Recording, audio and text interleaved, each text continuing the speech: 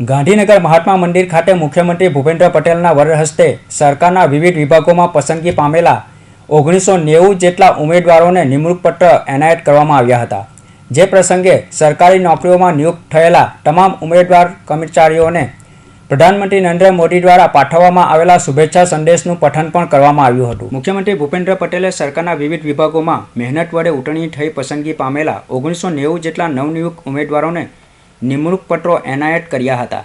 સરકારી નોકરીઓમાં પસંદગી પામેલા ઘણા ઉમેદવારો દિવ્યાંગ પણ હતા, જેમની હાર્યા વગરની સતત મહેનતે તેમને પગભર બનાવ્યા હતા। તેમને ઉપસ્થિત સૌ કોઈએ પોતાના હૃદયભાવો રજૂ કરતા તાળીઓના ગણગણાટથી વધાવી લીધા હતા, જે પ્રધાનમંત્રી નરેન્દ્ર મોદીના આત્મનિર્ભર અને વિકસિત ભારતના બ્રાન્ડ એમ્બેસેડર તરીકે ઉભરી આવ્યા હતા। આ પ્રસંગે પ્રધાનમંત્રી નરેન્દ્ર મોદી દ્વારા સરકારી વિભાગોમાં પસંદગી પામેલા તમામ ઉમેદવારોને પાઠવવામાં આવેલા શુભેચ્છા संदेशનું પઠન પણ કરવામાં આવ્યું હતું। आदरणीय प्रधानमंत्री जी का संदेश।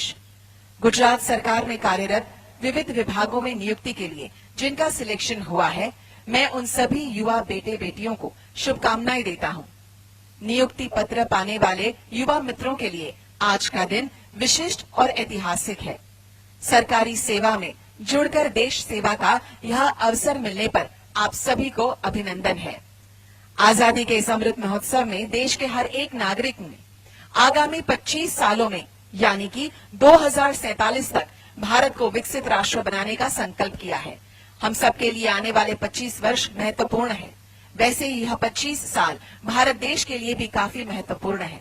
देश हित में किए गए आपके निर्धार एवं निर्णय राष्ट्र के विकास को बल देंगे। साथ ही यह जिम्मेदारी आपके समक्ष नए नए अवसर और चुनौती भी लेके आएंगी। सेवा काल के दौरान आप सबकी प्राथमिकता न सिर्फ देशवासियों का जीवन सरल बनाने की, बल्कि उनके जीवन में आई हुई मुश्किलों को दूर करने की भी होनी चाहिए। आपकी नियुक्ति किसी भी विभाग में की जाए, आप किसी शहर या गांव में हो, आपको यह बात का हर हमेशा ख्याल रखना है कि आपके काम से सामान्य जन की तकलीफें कम हो, समस्याएं दूर हो, जीवन में सरलताएं और आने वाले 25 सालों में विकसित भारत का निर्माण करने का हम सबका सपना साकार कर सके। आप सबको अपने अपने व्यावसायिक जीवन के प्रारंभ की बधाइयां देते हुए मेरी यह कामना है कि आप नई जिम्मेदारियों में जुड़ने के बाद भी नया सीखने एवं स्व विकास की प्रक्रिया जारी रखेंगे।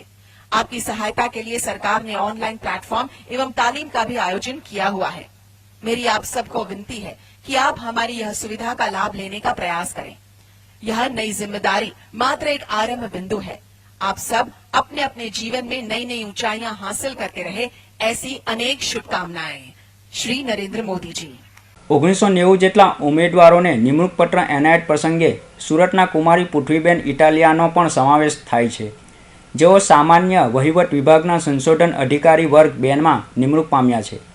મુખ્યમંત્રી ભૂપેન્દ્ર પટેલે આ અવસરે સંબોધન કરતા સરકારી નોકરીઓમાં ઇમેજ બદલવા તમામ ઉમેદવારોને અનુરોધ કર્યો હતો।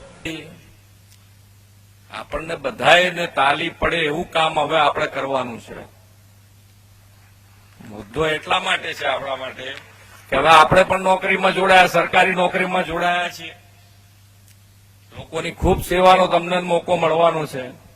તમે જે ડિપાર્ટમેન્ટમાં હો, જ્યાં કામ તમને મળ્યું હોય, લોકોને એમ થવું જોઈએ કે ભાઈ ના, એમની જોડે જઈએ એટલે કામ આપણું પૂર્ણ થઈ જાય।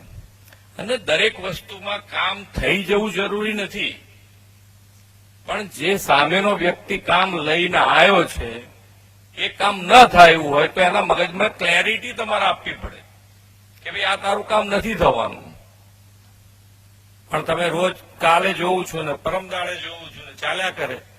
એક તો સરકારી ઇમેજ આપણે બધાએ ભેગા થઈને બદલવાની છે।